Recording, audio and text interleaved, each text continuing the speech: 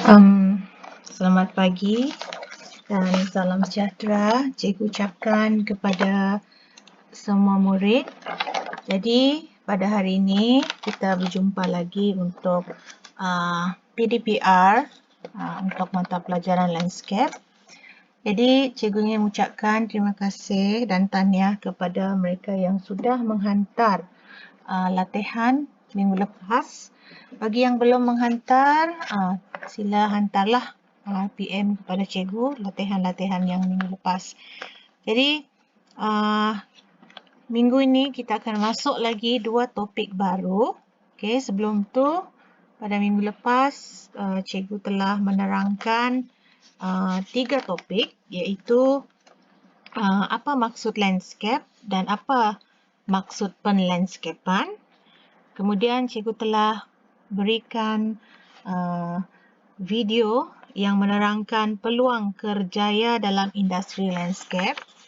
Dan seterusnya cikgu ada minta kamu membuat melengkapkan jadual di mana agensi-agensi yang terlibat dalam industri landscape. Jadi cikgu harap apa yang kamu belajar pada minggu lepas kamu dapat maklumatlah mengenai landscape. Jadi pada hari ini kita akan masuk 2 topik, iaitu yang pertama ialah menerangkan jenis, rupa bentuk dan ciri tumbuhan landscape. Jadi awak boleh lihat di sini. Okey. So ada beberapa jenis tumbuhan landscape yang terdapat di negara kita.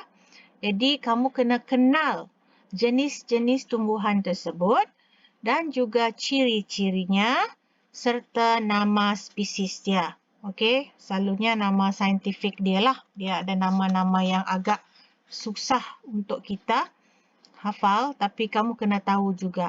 Okey, jadi secara ringkasnya jenis tumbuhan landscape ni yang pertama adalah pokok palma. Pokok palma ni saya rasa semua orang tahu, semua orang kenal. Okey, dia adalah salah satu spesies tu ialah pokok pinang. Okey, so nama saintifik dia ialah Areca catichu. Okey, dan ada beberapa lagi contoh dia lah.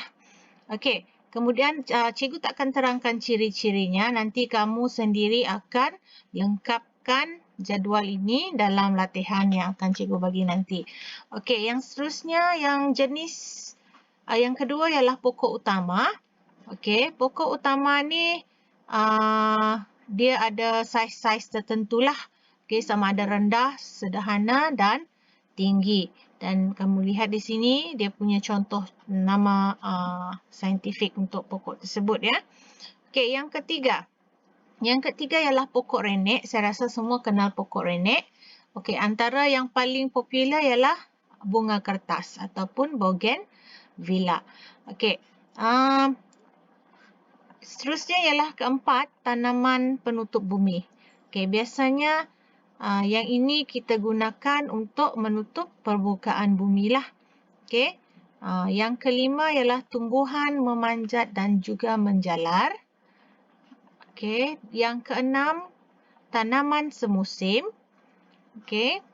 Dan salah satunya ialah petunia. Okey. Kemudian yang ketujuh, tanaman akuatik. Okey, tanaman akuatik ni daripada perkataan akuatik ni ialah tumbuhan ini hidup sama ada sebahagian ataupun seluruhnya di dalam air. Okey, contohnya pokok tumbuhan teratai ataupun kiambang ataupun keladi. Okey. Kemudian yang ke-8 ialah tanaman hiasan dalaman. Yang ini memang mempunyai bentuk yang menarik lah dan dia akan mencantikkan sesuatu kawasan. Okey. Dan seterusnya ialah yang ke-9 ialah tanaman orkid. Okey, orkid ada pelbagai jenis ya. Kemudian yang ke-10 ialah pokok kaktus. Okey. Jadi itu adalah ke-10 jenis tumbuhan landscape okey yang ada di negara kita. Okey, seterusnya di sini cikgu nak awak lihat rupa bentuk tumbuhan landscape ya. Jadi awak kena tahulah. Nanti saya minta awak lukis bentuk-bentuk yang ada. Okey, nanti kalau bahagian amali, kamu pun kena buat potongkan pokok itu mengikut bentuk yang sesuai. Okey, yang pertama ialah bentuk bulat macam ni. Okey, yang kedua ialah bentuk bujur. Okey, yang ketiga ialah bentuk oval. Okey, yang keempat bentuk rampak. Macam pokok tu dah mati kan, tapi sebenarnya dia sesuai juga untuk kita jadikan sebagai landscape. Okey, kemudian bentuk kon, bentuk lonjong, bentuk mendatar dan juga bentuk mengurai. Okey, so itu adalah bentuk tumbuhan landscape. Okey, seterusnya kita masuk kepada tajuk yang kedua, iaitu menerangkan elemen, fungsi fizikal dan estetika tumbuhan dalam landscape. Okey, seperti mana awak dah belajar RBT kan sebelum ni, masa tingkatan 1, 2, 3. Okey, dalam RBT kita kena ada elemen-elemen kan. Jadi dalam landscape pun kita kena ada elemen. Okey, apa yang ditekankan di dalam landscape ialah elemen tumbuhan. Okey. Yang kedua ialah elemen air. Ketiga ialah elemen topografi. Dan yang keempat ialah elemen kaku dan statik. So, awak kena hafal lah 4 elemen yang ada dalam landscape ini ya. Okey, seterusnya kita tengok apa pula fungsi fizikal dan estetika dalam landscape.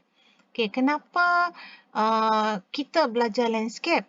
Okey, sebenarnya awak dah tahu landscape ni sebenarnya banyak peluang pekerjaan kan?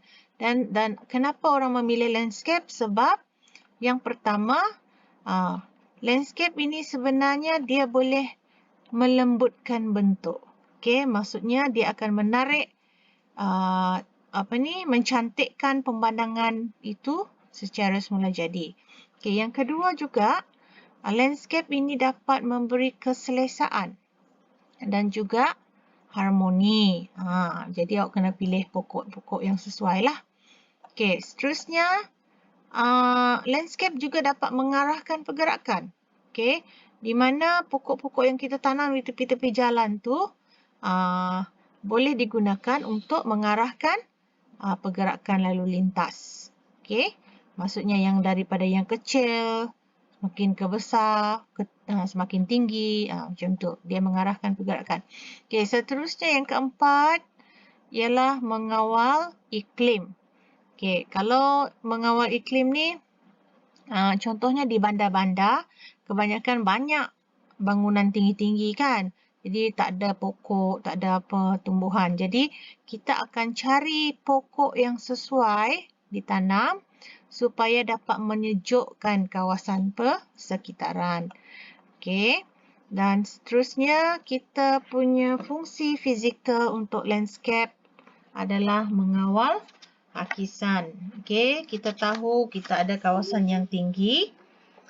Okey, kawasan yang tinggi ni dia mudah berlakunya tanah runtuh. Jadi untuk mengelakkan berlaku tanah runtuh, kita carilah tanaman untuk menutup bahagian tanah tersebut. Okey. Okey, seterusnya ialah membentuk ruang. Okey, membentuk ruang. Yang ini kita boleh buatkan sebagai kawasan rekreasi ataupun tempat letak kereta ataupun kawasan perindustrian. Okey, mungkin kita letak tengah-tengah sini, lepas tu dikelilingi oleh pokok-pokok. Okey. Dan seterusnya ialah mengawal pandangan ataupun penghadang yang tidak menarik. Okey, contohnya mungkin salah satu kawasan tu ialah tempat pelumpusan sampah ataupun ada kubur. Jadi kita tak boleh buang kan benda tu, tempat tu. Jadi apa yang kita boleh buat, kita cari landscape yang sesuai, cari pokok-pokok yang sesuai untuk menutup ataupun menghadang supaya dia akan menjadi lebih menariklah. Okey.